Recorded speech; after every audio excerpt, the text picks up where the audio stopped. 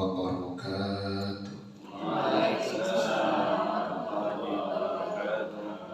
Alhamdulillahirabbil alamin wa bihi nasta'inu ala umuri dunya waddin. Wassalatu wassalamu ala sayyidil anbiya'i wal mursalin wa ala alihi wa sahbihi ajma'in. La hawla wa la quwwata illa billahil aliyyil azim. Rabbi shrah li sadri wa yassir li amri wahlul 'uqdatam min lisani yafqahu qawli. Amin. Amma ba'd. Yang terhormat Bapak Ustadz Andianto sebagai Kepala Sekolah SMP Swadhipa 1 Natar, para Bapak, Ibu, Dewan Guru SMP Swadhipa, yang pertama mari kita bersama-sama panjatkan rasa syukur kita kehadirat Allah Subhanahu wa Ta'ala atas limpahan rahmat, taufik, hidayah, inayah. Pada pagi hari ini Allah menakdirkan saya, menggerakkan hati saya, sehingga pada pagi hari ini saya bisa hadir bersilaturahim, bertemu, berjumpa dengan orang-orang mulia, orang-orang hebat. Semoga pertemuan pada pagi hari ini Allah turunkan rahmatnya, Allah berikan berkahnya kepada kita semua, sehingga dengan berkah dan rahmat tersebut kita kedepannya akan menjadi lebih baik, lebih terarah, menjadi hamba-hamba Allah yang sholihin wassolihat. Amin ya rabbal alamin. Salawat teriring salam kita haturkan kepada beliau uswah hasanah kita, Nabi Muhammad sallallahu alaihi wasallam.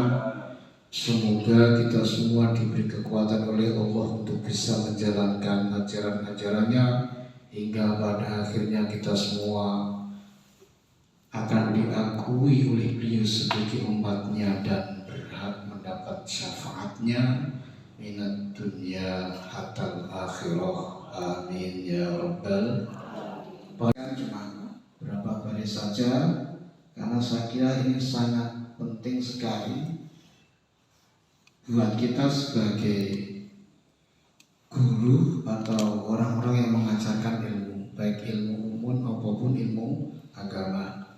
Yang kedua, ada buku, kalau bahasa Arabnya kitab, bahasa Indonesia buku yang berjudul Adabul Alim wal Muta'alim. Ini karya guru kita, orang tua kita, Hadratus Syekh Kiai Hasyim Asy'ari. Nah, kitab Adabul Alim wal Muta'alim ini menjelaskan fima yahtaju ilaihil muta'allimu fi ahwali ta'allumi, fima ing dalam nerangake perkara yahtaju kang hajat atau butuh ilahi maring ma sapa al muta'allimu, santri atau pelajar, butuh fi ahwali ta'allumi ing dalam pira-pira tingkah belajarin ta'alim. Kalau di Indonesia kan kurang lebih menerangkan sesuatu yang dibutuhkan oleh pelajar di dalam kondisi pembelajarannya. Kalau di Indonesia kan kurang lebih seperti itu. Fima yahtaju ilaihil muta'allimu fi ahwali ta'allumihi, menjelaskan tentang sesuatu yang dibutuhkan santri, dibutuhkan pelajar dalam kondisi pembelajarannya. Terus kemudian wa malan nerangake perkara ya tawaqafu kang kandhek alihi ing atase ma sapa al muallimu, guru, kandhek fi maqamati ta'limihi ing dalem pira-pira makom ki tempat panggonan belajare muallim. di sesuatu yang digunakan sandaran guru di dalam stasiun pendidikannya. Di kitab ini ada kaitannya dengan pengajar atau guru dan santri. Oleh karenanya saya kira kitab ini sangat-sangat cocok sekali untuk bersama-sama kita baca, kita pahami, untuk paling tidak sebagai sarana untuk memajukan atau mencerdaskan pola pikir kita sekaligus mencerdaskan hati kita, sehingga kedepannya kita nantinya akan bisa lebih banyak mencetak kader-kader yang solihin wasolihat. Mungkin sebelum ini sudah menjadi orang hebat, sudah melahirkan banyak siswa-siswi yang baik, yang hebat. Tapi insya Allah kalau dipadu dengan ini akan lebih banyak lagi. Istilah ayam mengerami telur 30. Ini biasanya yang jadi anaknya 10, 12 atau mungkin 7. Tapi insya Allah kalau kitab ini kita terapkan di dalam kita mendidik anak didik kita, insya Allah meskipun tidak sampai 10%, paling tidak 20 ada yang. Bismillahirrahmanirrahim. Faslun utawi iki iku ono fasal suci fin niyati ing dalem nerangake niat fi halit ta'allumi ing dalem tingkah belajar. Sumala buddha nuli jaman dia namane kiai kula ora kena kudu. Jadi bahasa segampang sumala buddha nuli wajib. Lalu kedene wong Islam, baik itu guru, siswa, wape wong Islam, apa sing wajib minan niyati niat fi zamani ta'allumil ilmi ing dalem zamane belajar ilmu. Idzin niyatu krono utawi niat iya niat iku al-kaslu pokok dasar. Kalau bangunan itu niat itu pondasi. Fi jami'il ahwali ing dalem sekabehane pira-pira tingkah. Liqoulihi krono ana pengendikane Kanjeng Nabi alaihi sholatu wassalam. Dawuhe Kanjeng Nabi innamal a'malu binniyati. Hadisun sahihun ay hadza hadisun sahihun. Hadis ini adalah hadis sahih. Fasal ini menerangkan tentang niat di saat kita sedang belajar. Orang belajar itu ada kalanya mengajar, ada kalanya diajar. Orang yang belajar dan orang yang belajar mengajar itu yang pertama wajib niat.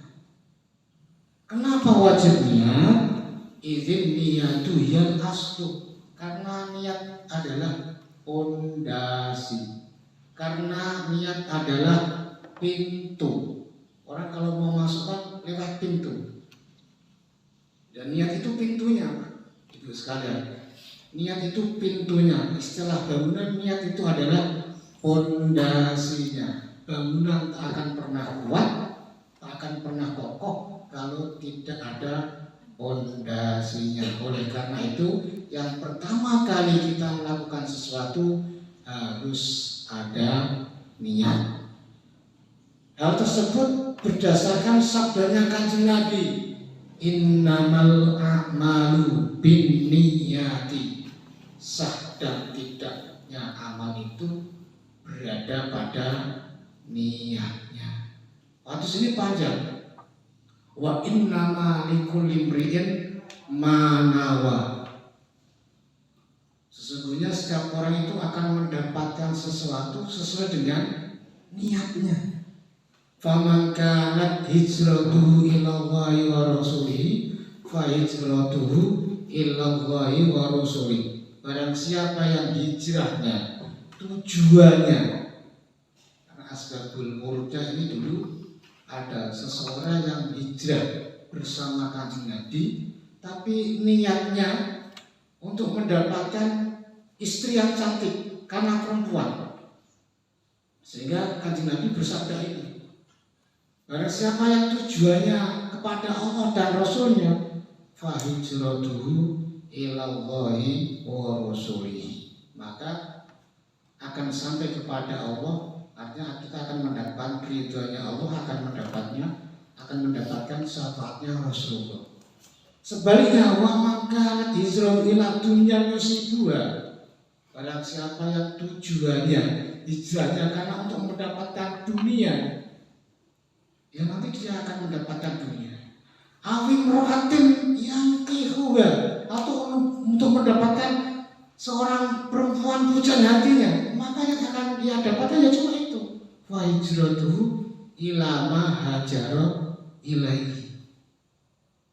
Niat ini artinya sangat menentukan apa yang akan kita dapatkan di kemudian hari atas sesuatu yang kita lakukan pada saat ini. Kemudian niat itu apa? Kalau di dalam kitab Safinatun Najah kaya Syekh Salim bin Sumar Al-Hadrami, an-niyatu hiya qasdu syai'i muqtarinan bi fi'lihi, menyengaja sesuatu atau menuju sesuatu yang berbarengan dengan mengerjakan sesuatu tersebut, itu namanya niat. Nah, kalau dalam bab fikih, niat itu bareng. Misalnya orang sholat itu pertama kali rukunnya kan takbiratul ihram, berarti niat itu kudu bareng karo takbiratul ihram. Begitu orang mengangkat tangan, Allah, ning hati ada tujuan mengerjakan sholat karena Allah. Kudu bareng, Pak. Lesan mengucapkan Allah, ning hati ada bareng, ada tujuan. Kalau talafutnya melafatkan niat sebelum usolli fardhu sadurunge, itu namanya talafut. Kalau watalafut itu sunatun, mengucapkan niat itu hukumnya sunnah, tapi niatnya hukumnya wajib. Kalau sholat tidak niat, sholatnya tidak sah. Kapan niatnya sholat itu? Bersamaan dengan takbiratul ihramnya. Allah ning ati ana tujuan mengerjakan sholat. Kadang-kadang ini menjebak. Cah SD biasanya kalau dikasih pertanyaan bingung jawab. Kapan orang sholat itu berniat? Pilihannya sebelum takbiratul ihram, sesudah takbiratul ihram. Biasanya kan terus kemudian bersamaan dengan takbiratul ihram. Anak pasti menjawabnya sebelum takbiratul ihram. Ya kalau anak-anak yang jawab nggak salah. Memang, ayo anak-anak kita niat sholat dulu, sholli. Ya nggak salah kalau anak kemudian menjawab niat itu dibaca sebelum. Tapi kalau niatnya itu bersama dengan takbiratul ihramnya. Orang itu juga seperti itu. Bakso ayo. Kalau niat ning hati, niat ngilangi hadas cilik, baru kalau membasuh muka. Karena wudu itu pertama kali fardunya adalah membasuh muka. Nah, maka niat itu dibarengkan dengan awal. Nah, ada dua yang diperbolehkan tidak bareng karena saking sulitnya. Niat puasa. Puasa ini dimulai sejak Tulul Fajr Shotiki. Nah, niat dibareng karo Tulul Fajr Shotiki. Angel, kadang bahasa terus turu. Ya kan? Bahasa terus langsung tidur. Sehingga ini diperbolehkan di dalam puasa niatnya tidak mukoronah dengan fi'ilnya. Terus kemudian mengeluarkan zakat juga diperbolehkan, tapi selanjutnya harus bareng dengan mengerjakannya. Itu namanya niat qasdu syai'i muqtarinan bi fi'lihi. Kalau tidak berbarengan dengan fi'ilnya, perbuatannya, itu namanya azm. Jenengan punya tujuan dalam hati. mengko berkegiatan iki rampung arep mampir ning gone Bunglim meh blojo. Itu namanya azm, bukan niat. Kalau niat bersamaan dengan fiilnya. Wa ma'alwa niat niku manggone teng ati, Pak. Manggone teng pundi? Teng ati, tempatnya di hati. Karena bertempat di hati, makanya orang jangan sampai salah niat. Kalau salah niat, hatinya rusak, hatinya sakit. Nah, sakit hati itu diawali dari apa? Salah niat, Pak. Kados jenengan datang rumah ke sini. Nah, sampai niatnya golek duit. Ternyata duit yang sampean dapat tidak sesuai dengan apa yang sampean impikan. Tidak sesuai dengan apa yang sampean hitung. Dikalkulasi dihitung. Aku ngajar sak manajer gaji sak jam, jam. Ternyata tidak sesuai. Sampai pasti aku kecewa. Sak meneh. Hitunganku iki gajine kudune sak meneh. Akhirnya sampean sakit. Mergo niatnya apa? Sudah salah. Ini 66. Wa'lam ngertiyo sapa sira.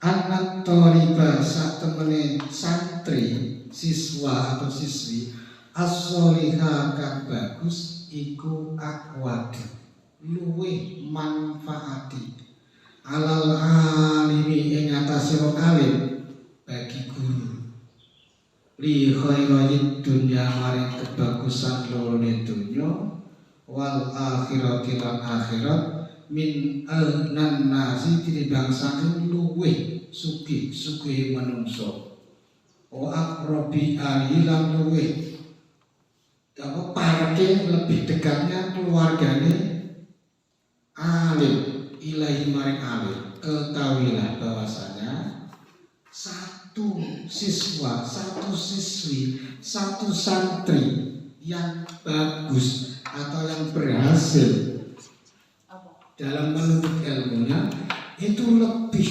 bermanfaat atau lebih memberikan manfaat pada dunia untuk kebaikan dunia dan akhirat dibanding orang yang paling kaya, dibanding keluarga yang terdekat padanya. Biasanya kalau kita punya keluarga yang dekat ada kekurangan, dia sering nolong kita, ada apa dia sebagai teman curhat kita. Tapi itu belum ada apa-apanya dibanding siswa atau siswi santri yang memang betul-betul menjadi santri yang baik, santri yang sukses. Sehingga santri tersebut atau siswa tersebut bisa meneruskan perjuangan kita, bisa menyebarkan ilmu yang pernah kita sampaikan kepada dia. Oleh karenanya, walidzalika krono are mengkono-mengkono akwadu. Oleh karena itu, kana ono sopo ulama salafi piro-piro ulama salam an-nasihuna kang padha ngarepake bagus nilai marang Allah wa dini lan agamane Allah iku yulkuna padha nibaake sapa ulama salaf sabagatal ijtihadi ing jaringe temen-temeni ijtihad atau mengerahkan kemampuan yang diumpamakan bagikan menebar jaring li sayyidi talibin kanggo guru santri, guru murid yang tafi'u kang ngalap manfaat sapa anasu manungsa bihi kelawan at-talib fi hayatihim ing dalem uripe nas wa man lan wong ba'dahum ing dalem sawise nas. Walau lam yakun lamun ora ana iku lil alimi kadhe alim bagi guru sapa illa talibun angin santri wahidun kang siji yang kafiu kang alap manfaat sapa annasu manungsa bi ilmihi kelawan ilmune talibun wahidun wa amali lan amale talibun wahidun wa zuhdi lan zuhde talibun wahidun wa irsadi lan petunjuke talibun wahidun lakafa mongko yekti nyukupi sapa zalikat tolibu mongkon-mongkon santri siji mau ing dawuh ing dalem ngersane Allah.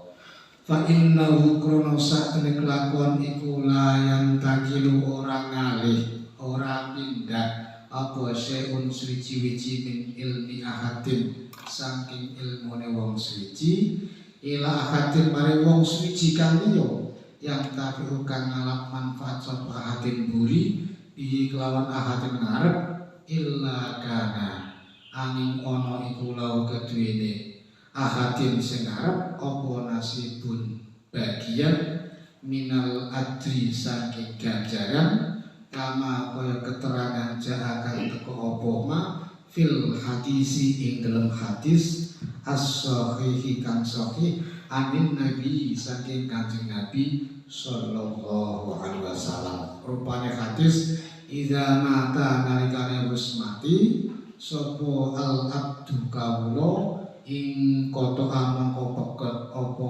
amalu amale apik illa min salasin angin telung perkara sedekatin ya siji sedekah jariyatin kang mili ganjarane au ilmin utawa ilmu yung tafa'u kang ten alak manfaat apa bi ilmu au walatin utawa anak solihin kang solih yang kang dungaake sapa walatin solihin lahu maring abad.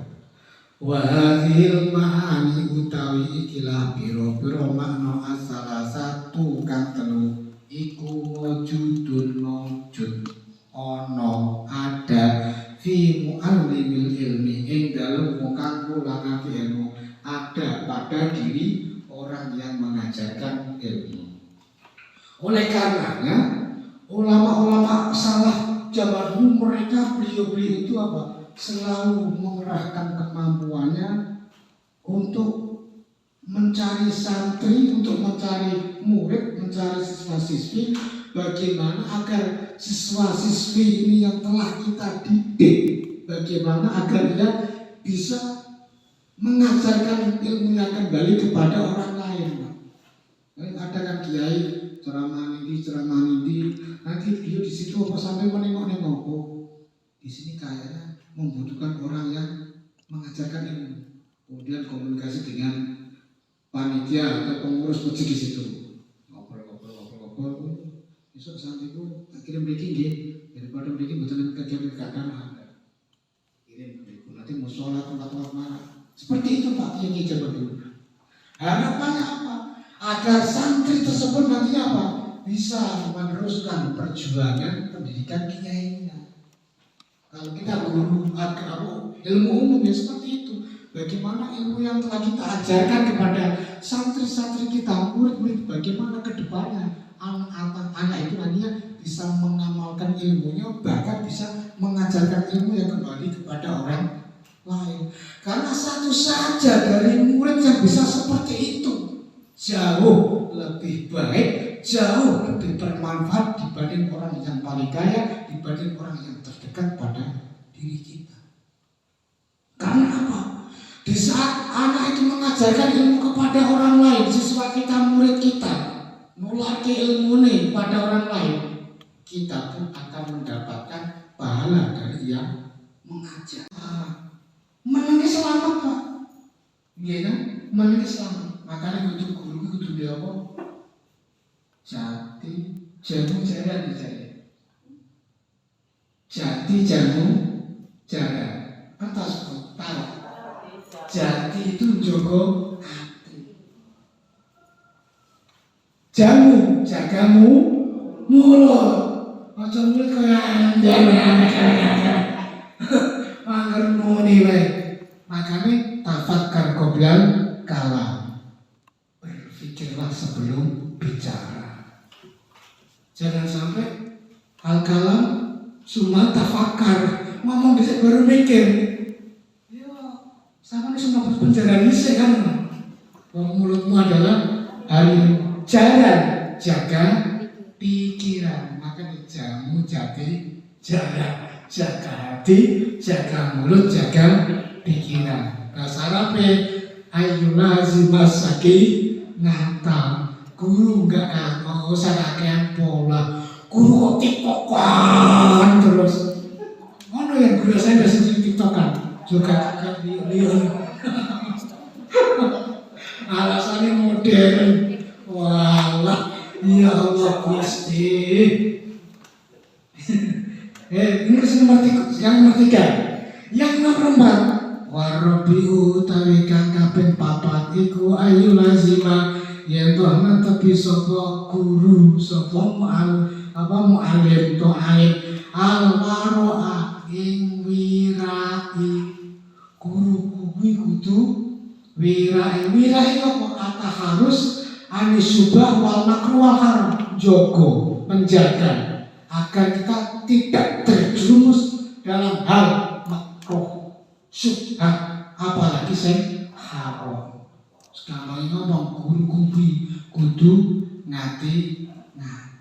Jangan sampai guru kok wal kedua ini wong wal kedua ini prinsipnya wong siji Pak. Sepenting orang keroncong, kadal, sandal, kakal, aspal, kabeh diuntang. Sepenting orang keroncong. Wes mbok halal haram makruh sebab kabeh gak ngurus. Sepenting tak pangan. Jangan. Guru kudune wirai. Kudu hati-hati, Pak. Ora kena wal kedua. Nek wal kedua payah. Wong wal kedua iki prinsipnya wong siji. Sepenting orang keroncong. Ngawur uripe. Guru kok ngawur ojo. Guru kudune wirai. Karena dampaknya sangat luar biasa sekali Pak. Dulu sampai akhir kita. Aku pada waktu itu dapat undangan acara Walimatul Aqiqah Ten Gusman Ahmad Karim Pondok Pesantren Wali Bumi Sholawat. Kan beliau undang Kiai ceramah. Kiai ini cerita bahwasanya zaman dulu ada wong untuk warisan duit sama bapaknya dipeseni. Aku mau duit kae rong kardus. Sing sakardus duit halal, sing sakardus duit haram. Wis ngono tok wasiate. Bisa bapak ini enggak digulai di mana tempat bapak menceritakan uang itu disimpan. Temu kan bingung. Ki sing halal sing ndi, sing haram sing ndi. Sowan karo kiai. Assalamualaikum. Pak Yai, sepindah memiliki silaturahim kaping kali kula ditandhet Pak Yai. Kula niku ditinggali warisan kali bapak kula atau 2 kardus. Sanjange bapak kula 1 kardus niku halal, 1 kardus haram. Niku kula bingung, betul saken bedakaken Pak Yai. Sing halal sing pundi, sing haram sing mana yang haram, mana yang halal saya tidak tahu. Apa jawabnya itu gampang. Kok sedekah karo wong. Nah, wis sedekah sampean butuh disang ikuti. Uang itu digunakan untuk apa? Bukan wong sedekah. Kok ujuk-ujuk duitnya gawane kok toko kitab, toko Al-Qur'an. Berarti ki halal. Lah kok digawa wong kok kanggo toko coyan. Toko narkoba berarti duit haram. Artinya apa? Barang yang haram itu akan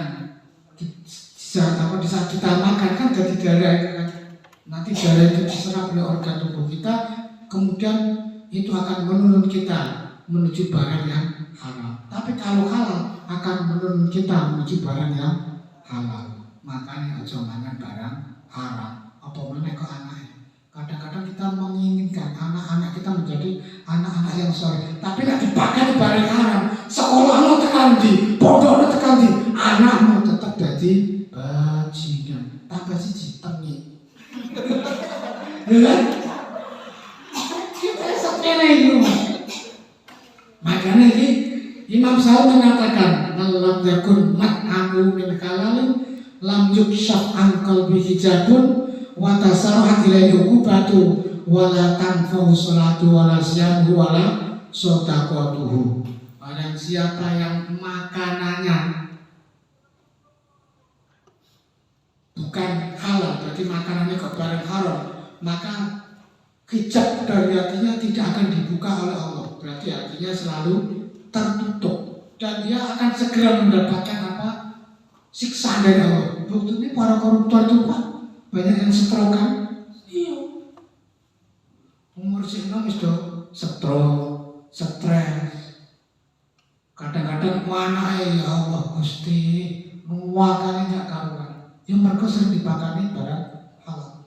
Wala tanfau sholatu wala siyamu bahkan sholatnya, puasanya, sedekahnya orang ana gunane Pak. Orang ana gunane. Sama sholat tiap dino, puasa tiap dino, sedekah tiap dino enggak ada gunanya kalau makanan yang sadar makan, makanan haram, minuman yang dengan minuman haram, pakaian yang dengan pakaian haram, maka diusahakan guru harus wirai. Soalnya mana sih? Oh, lu yang mana? Kalau Syekh Ali Asy'ari mengatakan man akala halala lana qalbuhu wa raqa wa nara wa qallanahu wa lam yujab an hadratillahi ta'ala. Barang siapa yang makan barang halal maka lana qalbu, hatine lemes, hatine tipis, hatine padat. Wa qallanahu turune sithik. Loh ulama-ulama itu saya pernah dengar cerita Habib Lutfi bin Yahya itu tidurnya seminggu kadang-kadang 2 jam.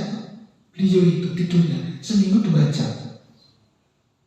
Kok kuat? Itu karena makanan yang beliau makan itu betul-betul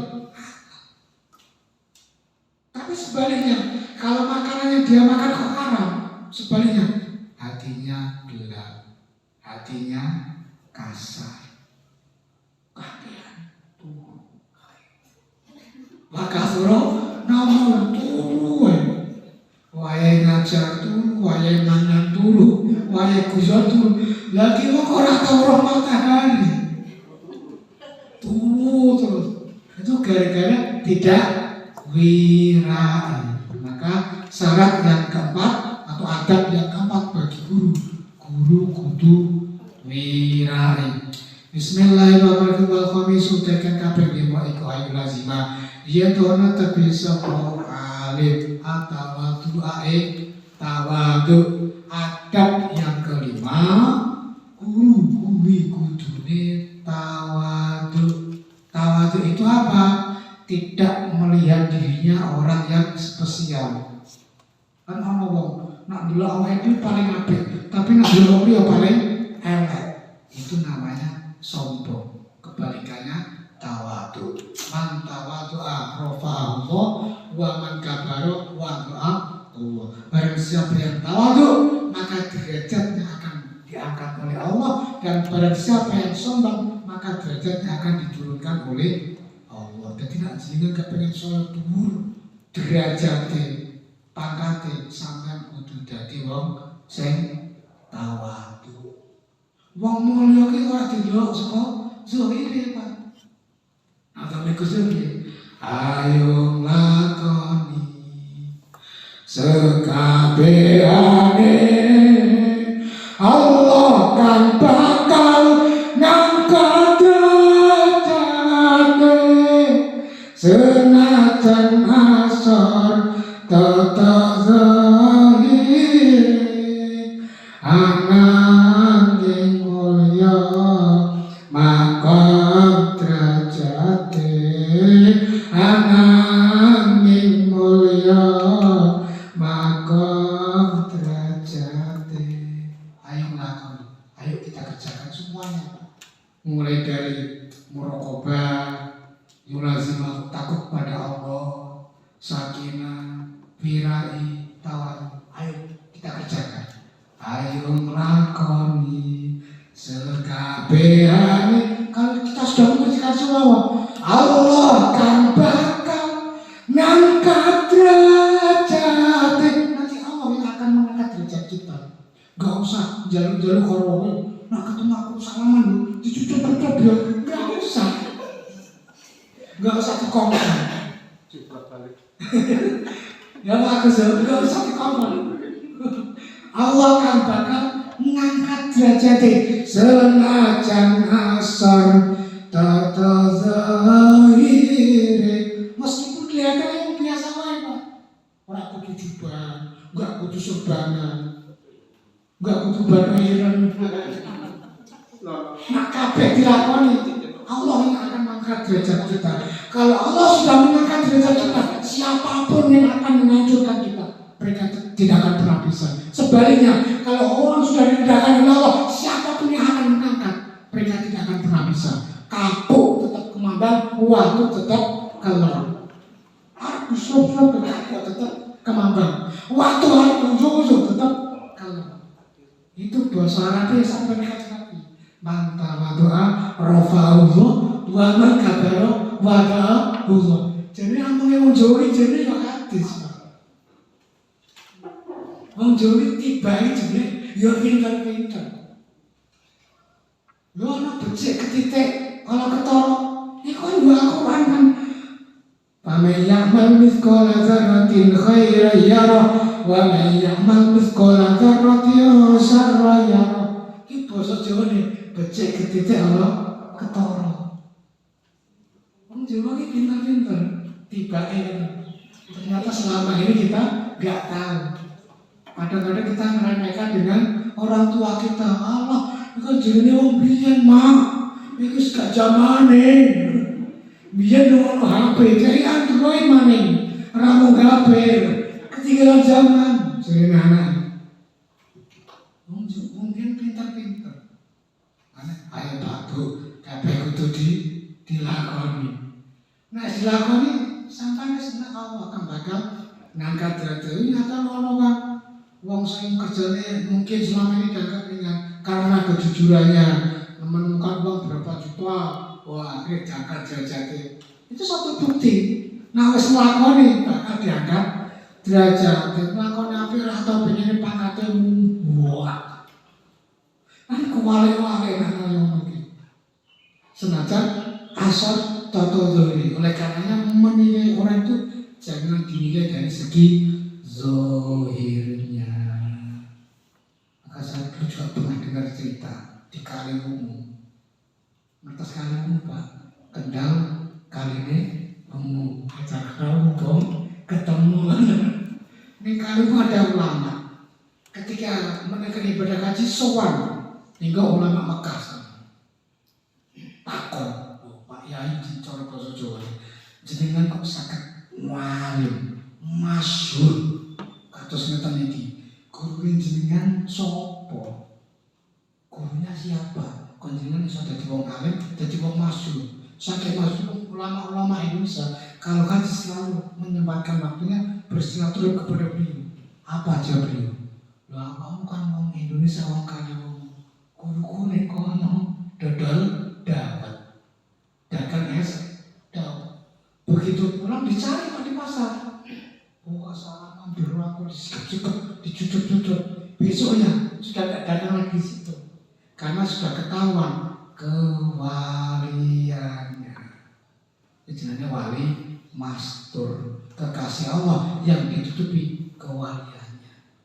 Makanya aja delok wong saka njabane Pak.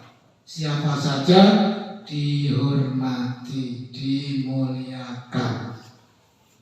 Ora kono beda-beda. Biasanya wong kan ngoten niku. Saka pejabat mana nak nyiapke Pak tujuan sebelum wabe diresik, wabe dicat kulit pakanan sing paling enak-enak. Yo nggih kan? Sampe ditang-tangke kadang-kadang. Sopo sing teko? Bupati. Begitu sing teko santri Pak, walah digelar lho, kan gelar dia. Wah, sekolah yo, gelar dia. Lah iku Pak, uang kadang-kadang ngoten niku. Delok sapa? Zahiri. Padahal belum tentu.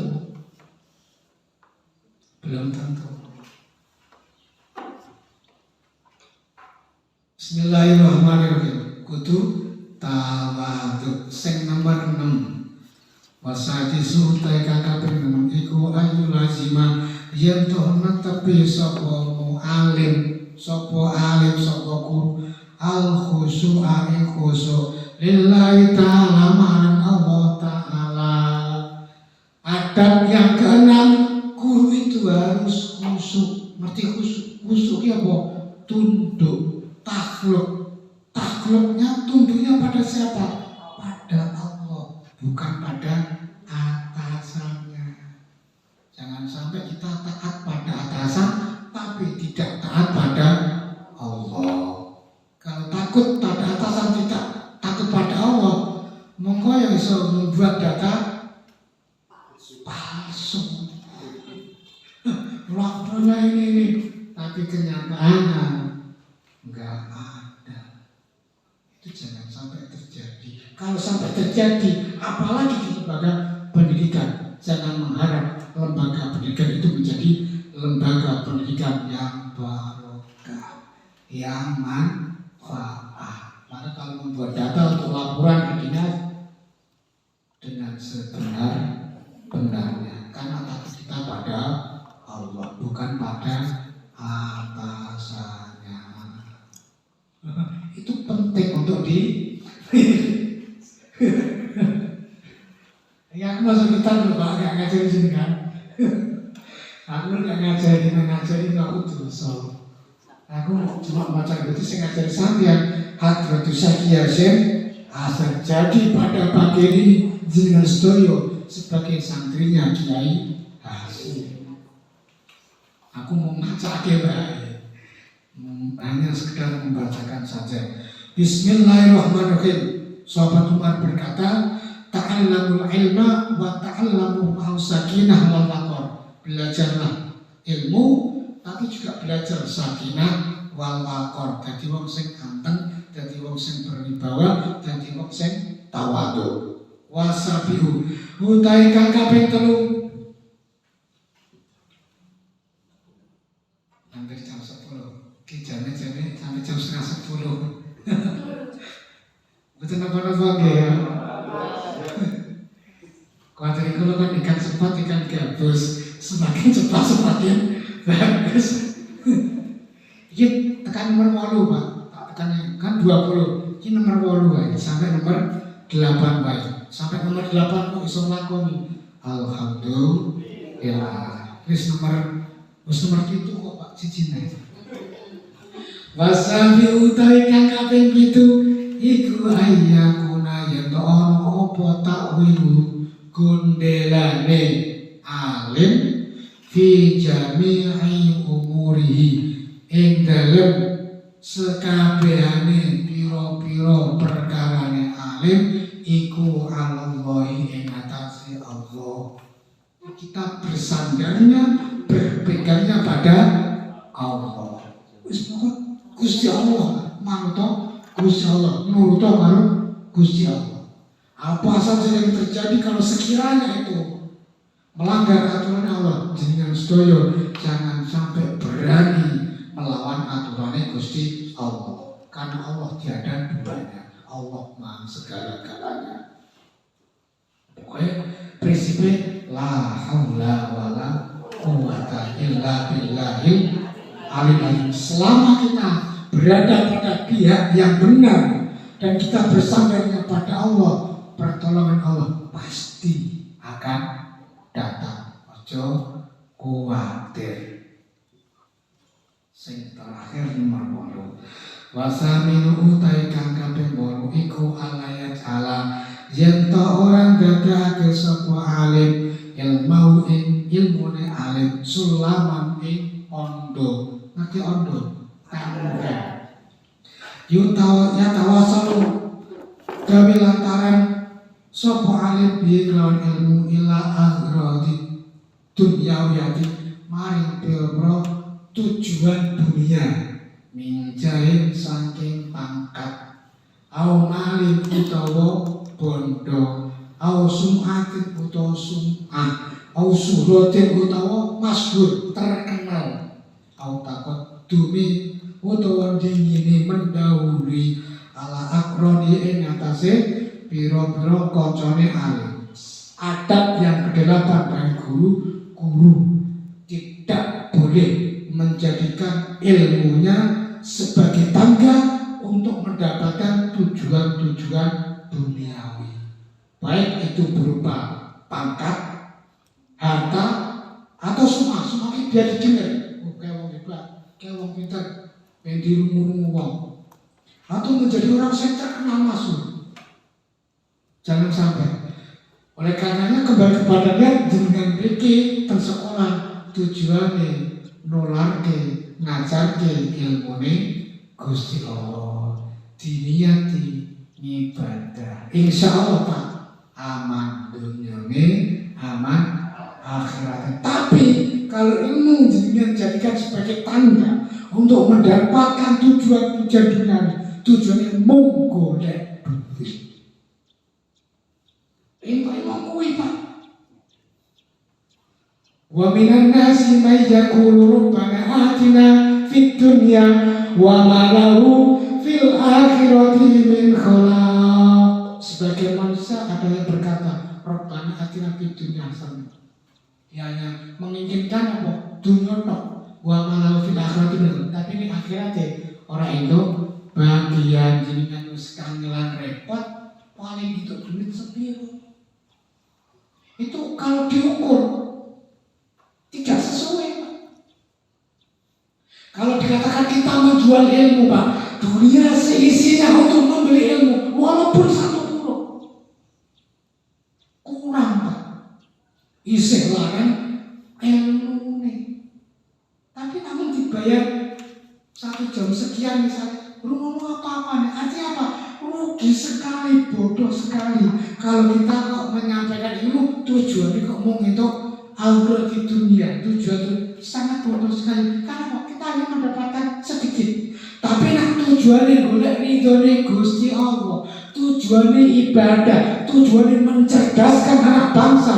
Ning donya itu gaji, ning akhirat lebih besar daripada apa yang telah kita dapatkan di dunia. Artinya kita tidak ada ruginya kalau sampai kita menerapkan konsep yang ditulis oleh Adrudus Yasin Asari. Mudah-mudahan kita semua ketularan berkarya beliau menjadi orang baik, menjadi orang hebat, sehingga mengedepankan kebaikan dan semuanya kita niati semata-mata menghadap ridha Allah Subhanahu wa taala. Cukup sekian dari saya, mohon maaf atas segala kekurangannya. Wallahu a'lam bishawab. Wassalamualaikum warahmatullahi wabarakatuh.